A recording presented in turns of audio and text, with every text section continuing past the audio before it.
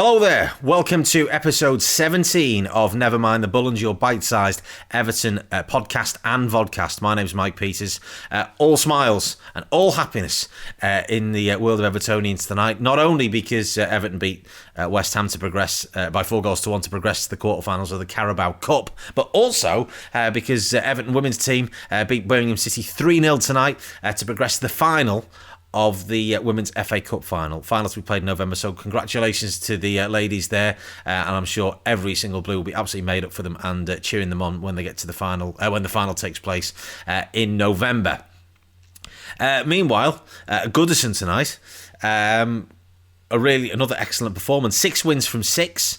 Which is the first time that we've won 6 consecutive games in all competitions since March/April 2014, when we were in the sort of the throes of that excellent first season under Roberto Martinez, and the first time that we've won 6 games from the start of the season in 80 years. 1938-39 was the last time we did that, and we'd only done it once before that, which was 1894-95.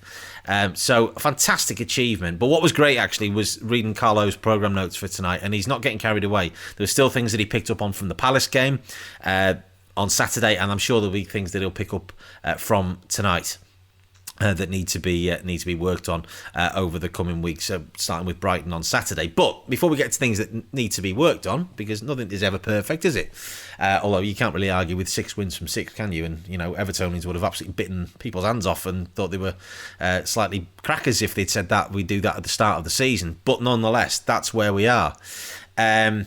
So I thought terrific performance from the back four tonight. I know we conceded a goal, but that is more down to, as far as I'm concerned, we've been slow starting after half time in a couple of games. We did it against Fleetwood last week. We were a bit slow off the mark against Palace on Saturday. They had a period where they really dominated the game, and we did it against West Brom. We conceded very early in the second half when they scored that excellent free kick from Pereira. So it's a recurring theme, and it's something that needs to be worked on, that we need to come out the blocks at the start of both halves, particularly the second half, quickly, because some of the team comes out the front foot, gets a goal early on, and it changes the whole momentum of the game.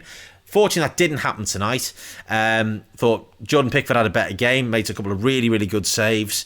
And I thought Luca Dean and Michael Keane and Dean, performing Thursday night at the Garstang Working Men's Club, by the way, comedy duo. They were excellent. And again, another really solid performance from Niels Nkounkou, not as sort of blustering down the wing as he has been in the last couple of games, but this is a different test for him. This is a, better team, Premier League side. Andrei Yarmolenko, who obviously we were linked with at one stage in terms of signing him, and a good player, a player I really like. So he's done well out of that. Midfield, I thought Fabian Delph and Gylfi Sigurdsson particularly were excellent tonight. That's Gylfi's best game for quite a while. He really influenced the play, was really at it, was really tenacious. And Fabian Delph, equally so, really, really helped the team. And I think it helped the fact that he had Alan behind him as well. And what can we say about Dom Calvert-Lewin that hasn't already been said? I mean, 8 goals in 5 games, second hat-trick of the season. He scored in 4 of those games as well. So, we're talking sort of Ronaldo levels of form, goal scoring, goals to games ratios at the minute. It's absolutely extraordinary, and long may it continue. I mean, this is the thing. I think he's been in exceptional form all of this calendar year, pretty much since Carlo came in, and before that as well, obviously under Duncan. And it's great to see that his sort of progression is just continuing to kind of do that. I know he didn't score obviously after the restart, and he went 9-10 games, whatever we played after that, without scoring a goal. But I never thought his performance levels dropped. I just didn't think he got the rewards that his performances warranted, and I just felt completely confident that the goals will come, and they are coming in spades, and they're coming really now when we need them. And let's be fair, at the back end of last season we didn't need them in the same way that obviously we are. They're really, really making a huge difference to us now, and long may that continue. And I'm sure an England call-up is absolutely inevitable for the international break that's coming up after the Brighton game on Saturday. In fact, actually, that international break could be very timely, given that we've had a few players limp off with injuries tonight. The biggest sort of concern of those three, for me at least, is Alan, just because he's so crucial to the way that the team plays. I think Richarlison and John Joe Kenny look like just little minor knocks, twisted ankle, John Joe Kenny, and of course, Seamus Coleman's first choice. So there is a chance for him to get a little bit of recovery. Wouldn't have been expected to play on Saturday anyway, I wouldn't have thought. Richarlison obviously would be a big miss if he was out for any extended period of time, but if he happens to miss a game on Saturday, then we've got plenty of players in attacking positions who can come in and do a really good job. Bernard, Theo Walcott, Alex Iwobi, although he came on tonight and hit the post, but was a bit... Well, it was a classic Alex Iwobi performance, produced some couple of really good moments, and then at times was just sort of, it's like, well, goodness me, what do we do here? But I think Bernard, certainly the way he played last week against Fleetwood, in a more central position, I think in playing as on the left of a front three, I think he could really impact the game with his trickery. But hopefully, it's only a minor knock, and he did walk off, and it was better to take him off as a precaution rather than trying to rag him for the rest of the game. It's more important that he be fit for the games that we've got coming up. So, but Alan, if he is out for any period, and hopefully, you can see if you're watching it, that he sort of indicated that he pulled his groin. Whether it snapped, I don't know. Hopefully, it won't be too serious. If it's only out for a week or two, then we're okay. If he's out for longer, I'm not sure we've got anybody that sits in that position. Fabian Delph done well, but obviously his fitness has always been a problem, and you don't want to be relying on him to be playing for the next 6, 8, 10, 12 games or what have you. Gabamin not back till probably the new year, and will take a while to get to the speed of the Premier League. So, short of dropping Abdoulaye Doucouré back into that role, which he could do, but we'd lose obviously a lot of his pace.